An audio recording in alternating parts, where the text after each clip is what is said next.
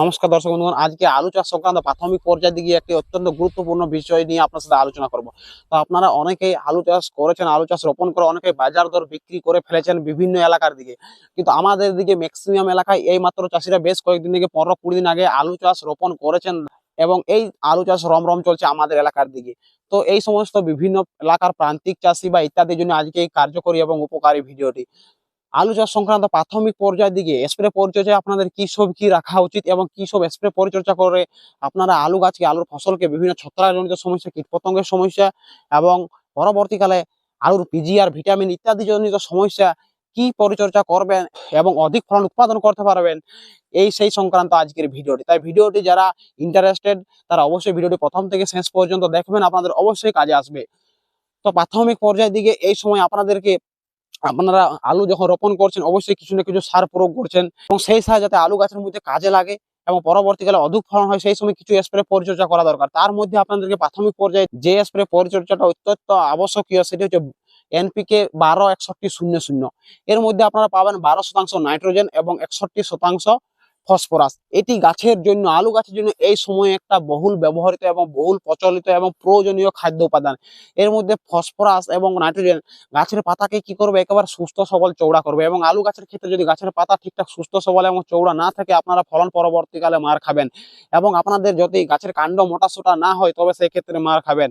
তার জন্য এই সময় 12-61-00 স্প্রে করে রাখবেন এবং তার সাথে মনে করে অবশ্যই হিউমিক এবং ফলবিক এবং পটাশিয়াম গোত্রের বিভিন্ন স্প্রে আকারে পাওয়া যায়, সেই সমস্ত ওষুধগুলো বাজার থেকে এনে অবশ্যই স্প্রে করবেন। এই 12-61-00 সাথে মিশ্রিত করে আপনারা ভালো রেজাল্ট দেখতে পাবেন।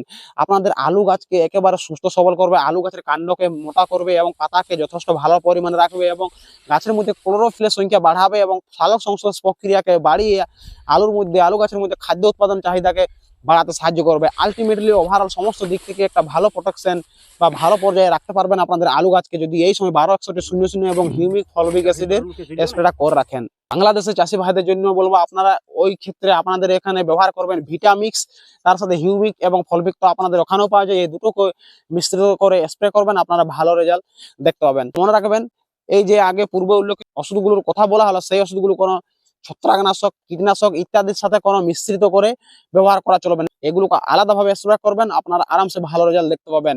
এরপর বলি, আলু গাছের ক্ষেত্রে বিভিন্ন গোড়া পচনের সমস্যা বর্তমানে প্রচুর পরিমাণে দেখা যাচ্ছে। অনেকে বীজ শোধন করেননি বা অনেকে বীজ শোধন করতে জানেননি, তার জন্য বিভিন্ন গোড়া পচার সমস্যা, পাতার মধ্যে এখনই আর্লি ব্লাইটের সমস্যা, বিভিন্ন মিলডিউ সমস্যা, কুয়াশার কারণে আরো ইত্যাদি ইত্যাদি ছত্রাকজনিত সমস্যা দেখতে পাওয়া যায় এবং আরো কারো কারো ক্ষেত্রে বিভিন্ন পাতা কুকড়ানো অবস্থা দেখতে পাওয়া যায়। তাহলে এই পাতা কুকড়ানোর অবস্থা আলু গাছের এবং তার সাথে বিভিন্ন ছত্রাকজনিত সমস্যা যাতে আপনারা দমন করতে পারেন, তার জন্য প্রাথমিক পর্যায়ে আপনারা ব্যবহার করে রাখবেন প্রিভেন্টিভ এবং কিউরেটিভ দুটো স্টেজে কাজ করে রাখে, সেটি হচ্ছে এন্ট্রাকল ফাঙ্গিসাইড। এর মধ্যে প্রপিনেম পাবেন এবং তার সাথে আলাদা জিঙ্কের কম্বিনেশন পাবেন। এটি কি করবে, গাছের মধ্যে ছত্রাকজনিত সমস্যা একেবারে আসতে দিবে না, বা যদি ছোটখাটো ছত্রাকজনিত সমস্যা লেগে গেছে সেটাকে দূর করতে সাহায্য করবে। এবং এর সাথে জিঙ্ক থাকে, জিঙ্ক গাছের পাতাকে সুস্থ সবল রাখবে, গাছকে বাড়াতে সাহায্য করবে, সমস্ত দিক থেকে একটা ভালো জায়গায় রাখবে যদি এন্ট্রাকল আপনারা ব্যবহার করেন। এবং যদি একটু সমস্যা গুরুতর বেশি মনে হয়, এই সময় অবশ্যই একটা অ্যান্টিবায়োটিক ব্যবহার করতে হবে। হয় আপনারা কাসুগামাইসিন ব্যবহার করতে পারেন বা ভ্যালিডামাইসিন ব্যবহার করতে পারেন, দুটোর মধ্যে যে কোনো একটি আনবেন এবং এন্ট্রাকলের সাথে মিশ্রিত করে স্প্রে করবেন, আপনারা ভালো রেজাল্ট দেখতে পাবেন। এবং পাতা কুকড়ানোর অবস্থা, গাছের মধ্যে বিভিন্ন যে পাতা কুকড়ানোর অবস্থা দেখতে পাওয়া যায় আলু গাছের মধ্যে, আলু গাছ বেরোনোর পর নির্দিষ্ট সময় অন্তর দেখবেন আলু গাছের পাতা একেবারে কুকড়ে যায় এবং বিভিন্ন ধরনের মাছির সমস্যা দেখতে পাওয়া যায়, বিভিন্ন মাইটসের সমস্যা দেখতে পাওয়া যায়, যেগুলো আপনার আলু গাছের পাতাকে একেবারে কুকড়ে দেয়। সেই জন্য আপনাদেরকে স্প্রে করতে হবে এলিকা ইনসেক্টিসাইড, যার মধ্যে আপনারা কম্পোজিশন দেখতে পাবেন ল্যামডাসাই হেলোথ্রিন প্লাস থায়োমিথক্সাম, দুটো একত্রিত ফর্মুলেশন, এবং এর ডোজ ব্যবহার করবেন প্রতি 1 লিটার জলে 1 থেকে 1.5 ml হিসাবে, আপনারা আরামসে ভালো রেজাল্ট দেখতে পাবেন।